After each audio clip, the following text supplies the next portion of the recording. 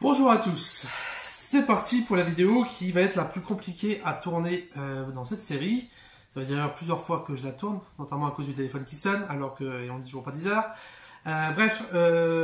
Pour ceux qui verraient cette vidéo sans avoir vu les précédentes, bonjour, je m'appelle Nicolas, j'ai 36 ans et ça fait cette année 10 ans que je suis libraire. Et du coup, j'avais envie de revenir sur ce que ce métier m'a apporté en une série de 10 vidéos, histoire d'en faire des capsules temporelles que je pourrais notamment montrer à mon fils plus tard. L'idée c'est aussi de faire remémorer des souvenirs bons, un peu moins bons aujourd'hui dans cette vidéo, et aussi pourquoi pas peut-être permettre à certains qui aimeraient faire ce métier d'en découvrir un peu plus, de voir ce que ça peut apporter et peut-être leur donner davantage envie de s'y lancer. Si vous voulez le faire, en tout cas allez-y, soyez passionnés. Alors, j'ai déjà expliqué dans la vidéo, notamment au début, que si je connais Aventure BD, c'est grâce à mes parents, et notamment grâce à mon père, qui avait vu en vitrine du coup un bouquin, donc la saga des clones du Spider-Man, qui me l'a offert. Suite à ça, j'ai donc découvert la boutique, j'en suis devenu client. De fil en aiguille, j'ai osé demander à Christophe d'être en stage, et ensuite il m'a embauché. J'ai rencontré l'amour de ma vie, et je suis devenu papa. En gros, si je pouvais comparer l'impact qu'a eu mon père sur ma vie, sur mon métier, etc., c'est en gros l'idée d'un petit battement d'aile de papillon qui a provoqué une série d'événements qui fait que je suis arrivé là où j'en suis aujourd'hui. Évidemment, il n'est pas le seul à avoir eu un impact important sur ma vie. Il y a eu évidemment ma mère, il y a eu mes amis, il y a eu Claude qui a fondé la boutique, bref, il y a beaucoup de choses.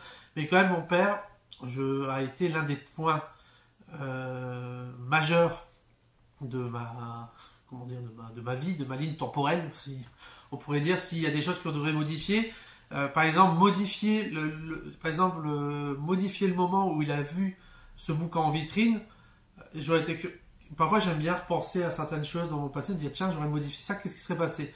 Et j'aurais été curieux de voir que si mon père n'aurait pas été au marché avec ma mère un jour, à passer dans la rue Poincaré et à voir ce bouquin en vitrine, qu'est-ce qui serait passé?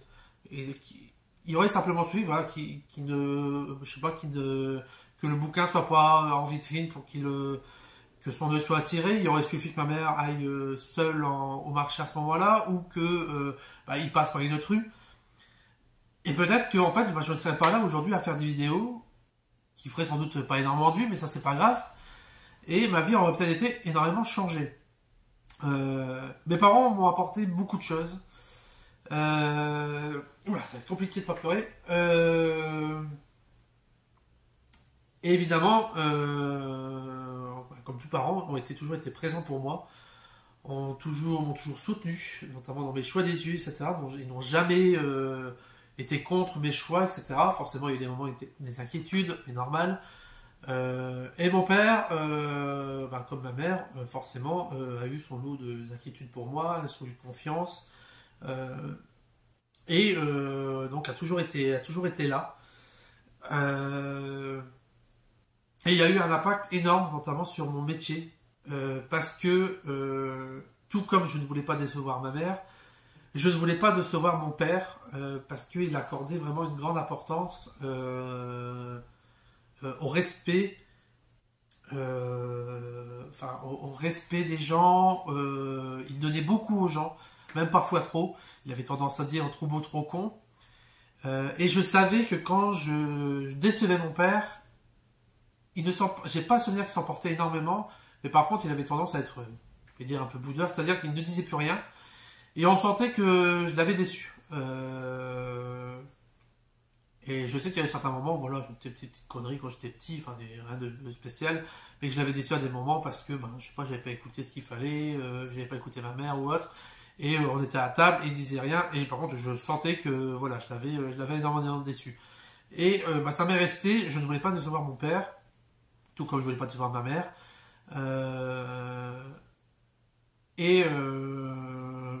mes parents ont toujours été fiers de moi, et j'ai toujours gardé l'idée qu'il fallait que je les rende fiers, et que je me rende fier aussi moi-même. Et ça a été d'autant plus important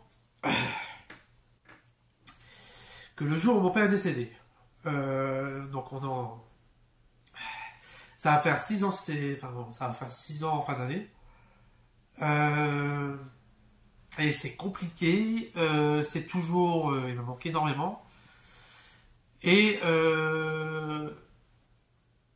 j'ai déjà expliqué aux stagiaires, j'ai déjà expliqué notamment à Max, etc., que si je fais ce métier, c'est parce que déjà il me passionne, c'est parce que Et pourquoi je me donne à fond? Parce que, bon, évidemment, je me passionne, et je le fais pour moi, parce que j'aime ce que je fais, j'ai l'impression d'apporter quelque chose aux gens, et je veux être à l'auteur de la chance qu'on m'a donnée.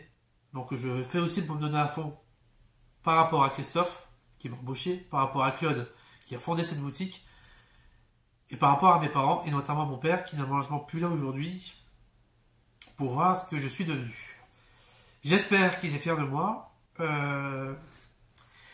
Je suis assis sur un petit tabouret, enfin un petit marchepied, tous les samedis, enfin souvent les horaires de mémoire, je crois que c'était tous les samedis matin. Mes parents allaient tous les samedis matins ou tous les 15 jours, enfin je sais plus, ils allaient au marché. Et je me rappelle que ils ont profité du coup pour venir me chercher et m'amener à manger le midi à la maison, alors que moi j'avais pris mon indépendance et ensuite j'étais avec Camille. Et mon père avait l'habitude que quand il rentrait dans la boutique, donc enfin, je crois 15 minutes avant que la boutique soit fermée, et ma mère finissait au marché, et mon père rentrait dans la boutique, il se mettait du côté coup de cœur où il y avait le petit marchepied, et il s'asseyait et m'attendait. Et même 6 ans après, par moment, j'ai l'impression le samedi matin qu'il va rentrer dans la boutique pour s'asseoir. Alors je sais que pourquoi je parle de mon père, en quoi ça paraît spécialement bien avec la librairie. Ben si, parce que mon père c'est toujours considéré comme... il disait qu'il était un simple ouvrier, qu'il n'était pas quelqu'un d'intellectuel. Il était impressionné par le fait que j'ai fait un master de littérature de jeunesse. Je lui ai déjà dit, mais je suis pas certain qu'il avait tout à fait compris, que pour moi il avait de l'or dans les mains. Mon père était capable, a refait toute la maison, il a refait l'électricité, il a refait la plomberie, enfin mon père avait des mains en or, comme je disais, et moi je l'ai toujours, j'ai toujours été impressionné par ceux qui étaient capables de construire des choses avec leurs mains. Et mon père était de ces gens-là, et pour moi je trouvais que c'était beaucoup plus, comment dire, honorant de savoir travailler de ses mains que de simplement apprendre une liste de titres de littérature de jeunesse et de la ressortir pendant un examen. Donc voilà, pour moi, mon père, voilà, c'était quelqu'un qui travaillait de ses mains, qui a tout donné pour tout le monde, qui a tout donné pour sa femme, pour sa famille, pour ses parents, pour ses frères et sœurs, etc., pour ses collègues de travail, et pour moi. J'ai pas honte de dire, jusqu'à ce que je sois resté chez mes parents, je sais plus quel âge, 23, 26 ans, je sais plus exactement, mon père me préparait le petit déjeuner. Alors ça me paraît ridicule comme ça, aujourd'hui, de dire, ah putain, il avait encore 23 piges, son père lui préparait le petit déjeuner, il le préparait aussi à ma mère. Ce qu'il faut savoir aujourd'hui, c'est que je donnerais beaucoup de choses pour qu'il me refasse le petit déj. Et aujourd'hui, bah, c'est moi qui le prépare, mon petit garçon. Et franchement, s'il faut que je le fasse jusqu'à ses 23 ans, ses 26 ans, je le ferai. Mon père avait rien contre le fait que les gens ne voulaient pas être parents, mais il avait quand même l'impression de dire, il manque quand même quelque chose. Et je vois ce qu'il a voulu dire, qu'effectivement il y a certaines choses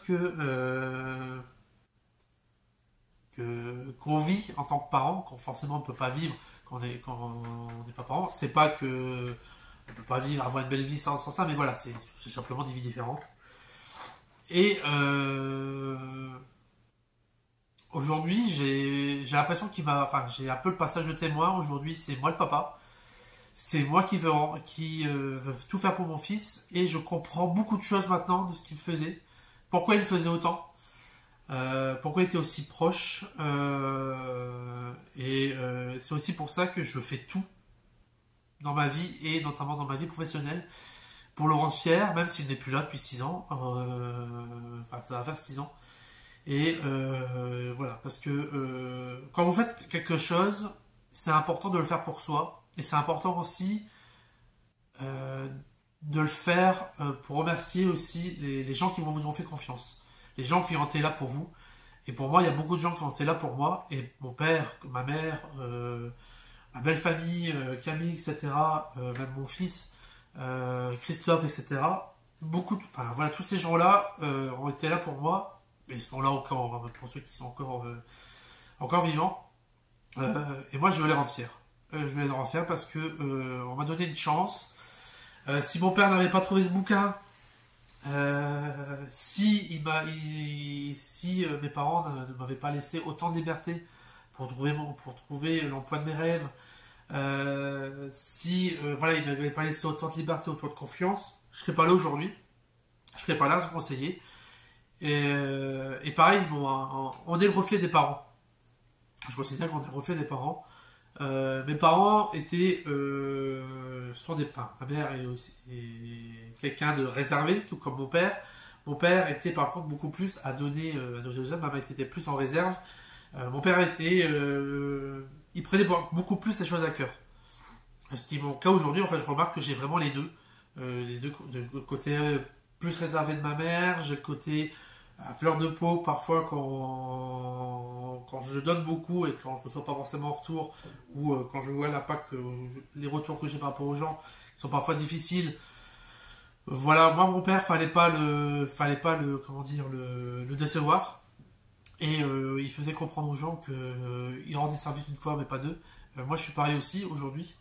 Bref, je sais la vidéo elle tourne un peu en rond, mais bon c'est un peu compliqué quand vous parlez de quelqu'un qui vous touche énormément et qui malheureusement n'est plus là.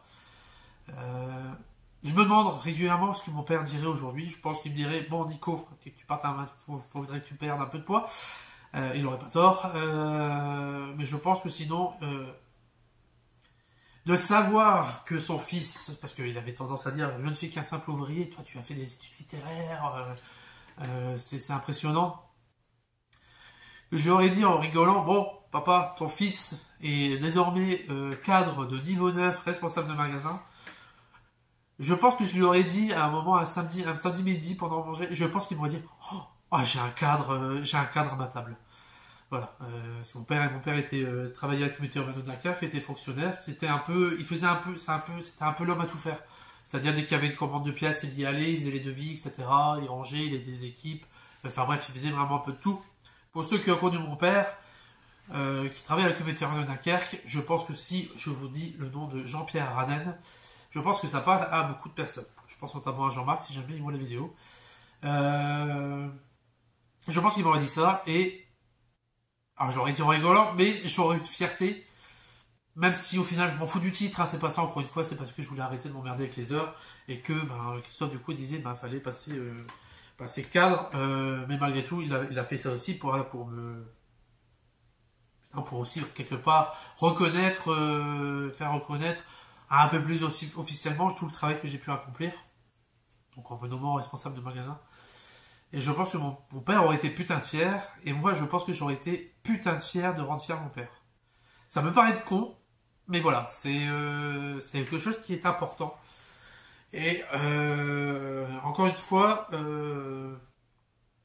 cette vidéo va peut-être être la moins utile à ceux qui aimeraient devenir libraire, mais malgré tout, je pense qu'il faut se aussi poser la question dans les choses qu'on va faire dans la vie, de se dire pourquoi on les fait, qu'évidemment il faut les faire pour soi, mais qu'il y a aussi pour les autres. Quelque part, il y a forcément aussi pour les autres.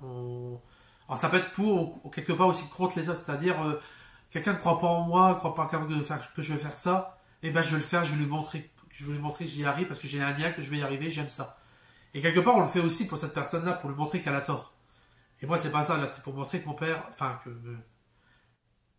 mes parents, que mon entourage a eu raison d'être là pour moi.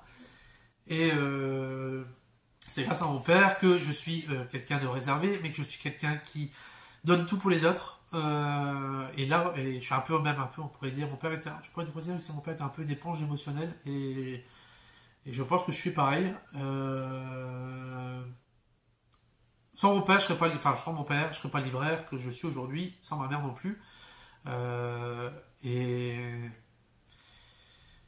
Je ne suis pas spécialement croyant ou quoi, je ne sais pas ce qui arrivera après, hein, après la mort, je ne sais pas. Euh, euh, et évidemment, si mon père pouvait voir ces vidéos, je voudrais lui dire un putain de farci. Putain, elle va pas être gay la vidéo. Je suis désolé, mais voilà, ça faisait partie des vidéos qu'il fallait que je fasse parce que voilà, moi j'en ai parlé dans ma newsletter également de mon père, j'en ai parlé j'en ai parlé au moment où mon père est décédé, je lui ai fait une lettre hommage. J'en ai parlé pendant la fête, enfin qu'on avait fait pour fêter les 20 ans de la boutique, où j'ai fait un discours, où j'ai remercié tout le monde, et je suis revenu notamment sur deux personnes en particulier, à savoir Claude, parce que c'est le fondateur, c'est mon beau-père, et mon père, parce qu'encore une fois, voilà, il n'y a pas un côté hiérarchique, etc., mais ça fait partie voilà, des moments, des personnes qui ont cristallisé certaines choses dans ma vie. Mes parents, Claude, j'ai même eu des professeurs aussi où à certains moments de ma vie, ils ont cristallisé des choses. Et ça a contribué à ce que je suis aujourd'hui, ça a contribué au libraire que je suis. Et si j'ai ramené ce chapeau, c'est parce que mon père était fan de Zorro. Et en fait, là, au moment où vous allez voir la vidéo, ça sera déjà sorti. Il y a une bande dessinée de Zorro de Sam Murphy qui est sortie chez Urban. Et d'ici là, certains auraient voulu la vu, je suis en train de préparer une vitrine sur ce titre et une vitrine hommage à mon père qui était fan de Zorro et de la série Disney de Guy Williams. Donc je vais en profiter pour mettre des photos donc, de la BD, mettre en avant la BD, mettre des photos de la série Guy Williams. Je vais essayer de retrouver des photos de mon père avec moi parce que j'ai plein de photos, il faut que je fasse le tri. Et je vais aussi mettre des photos de moi et mon fils où donc je lui ai donné ce chapeau et cette épée, comme j'ai pu avoir petit le chapeau et le masque et l'épée de Zorro. Comme un passage de témoin, aujourd'hui c'est moi le papa. J'espère d'être au moins la moitié du père qu'il a été. Et si j'y arrive, j'aurai réussi. J'aurai réussi à le rendre fier. Et c'est pour ça que je continue ce métier en partie. C'est pour ça que je donne tout. C'est parce que et c'est aussi ce qui a contribué quelque part à me sortir de ma coquille encore plus. Alors j'ai eu un moment où ça a descendu, hein, où j'avais beaucoup moins la niaque, etc. Pour vous donner une petite anecdote, euh, oh, j'ai même une année, alors je sais plus si c'était l'année de son décès ou l'année suivante, j'ai voulu refuser ma prime à Christophe parce que je considérais que j'avais pas assez fait de choses, que j'avais pas eu assez la niaque. Donc j'ai voulu refuser à mon patron la prime de fin d'année. Il m'a regardé, il m'a dit mais tu te fous de ma gueule. Il dit de toute façon t'as pas le choix, je te fais le virement. Voilà. Donc il a quand même bien rigolé, etc. Mais voilà, j'avais ressenti que j'avais pas assez. Ce qui n'est pas du tout le cas. Hein, j'ai toujours fait le travail qu'il fallait, j'ai toujours donné même plus qu'il fallait. Mais c'est voilà, sans être forcé. Mais Christophe, voilà, toujours été. Il m'a laissé au moment du deuil, etc. Il m'a laissé le temps qu'il fallait. Il s'inquiétait, etc. Mais il m'a laissé le temps. Aujourd'hui, ça va quand même beaucoup mieux. Je suis quand même beaucoup plus maniaque. Ça fait deux. Bon, ça doit faire ouais, 2 ans et demi, où vraiment je reviens au niveau de la niaque, etc. Dedans. Ça a duré un petit moment, hein, voilà, je vous dis sous 6 ans, ouais, ça fait que 2 ans et demi où vraiment je reviens dessus. C'est pas que j'étais complètement voilà, sur du dessous, mais voilà, c'était quand même très compliqué. Mais voilà, ça va quand même mieux aujourd'hui, même si la cicatrice est là, la cicatrice est toujours là. J'ai tendance à le comparer maintenant vraiment depuis quelques mois en fait. C'est une cicatrice et cette cicatrice de temps en temps quand on l'effleure, ça fait un peu mal. Voilà, c'est une cicatrice qui est toujours là et qui toujours un peu, c'est sensible. Voilà. Et je pense que c'est ça en fait, c'est que quand vous parlez de quelqu'un qui vous est très cher, certes, il y a une forme d'habitude qui se met en place, enfin, il y a une forme d'habitude si on peut dire, mais la blessure est toujours là, la cicatrice est là, ça va mieux, il faut vivre avec. Moi je vis avec ça, c'est pas toujours facile, et c'est pour ça que je me mets à fond dans ce que je fais, que je me dis, déjà ça me permet de penser à autre chose, ça me permet de transformer d'avoir une énergie positive et de me défoncer pour rendre fier mon père, continuer à le rendre fier, parce que c'est important. Voilà. Donc ça fait 20 minutes que je parle, je reparle. C'est très décousu, j'en suis désolé. Bon, ça vous dire que la vidéo va vous plaire ou pas, je ne sais pas, je suis désolé si ça vous a fait pleurer. C'est pas mon but. Moi, oui, j'ai plusieurs fois les larmes aux yeux, mais voilà, ça fait partie des étapes qui font partie de ma vie de libraire, qui font partie de ma vie personnelle. Les deux sont liés, parce qu'on est humain. Donc là, c'est la septième ou huitième. Ouais, c'est la septième. Il me reste une autre vidéo sur, justement, sur un peu mon retour mon retour dans la niaque, etc., qui m'a notamment fait prendre conscience qu'on vit qu'une fois, et que, on s'en fout un peu de la vie des autres et qu'il faut foncer. Donc ça, j'avais compris évidemment un peu avant la mort, avant la mort de mon père, mais la mort de mon père a accentué cet aspect-là. Pas me laisser marcher dessus, etc. Et donc ça sera, donc on va parler un peu de ça, du côté, complètement déjanté que je peux avoir en boutique. Et après on terminera par une vidéo, la petite vidéo de remerciement, parce que j'ai beaucoup de gens à remercier, on a déjà parlé plusieurs fois, hein, vous vous doutez des gens que je dois remercier. Mais voilà, je vais faire une vidéo un peu de remerciement, sur même les gens, les clients, etc.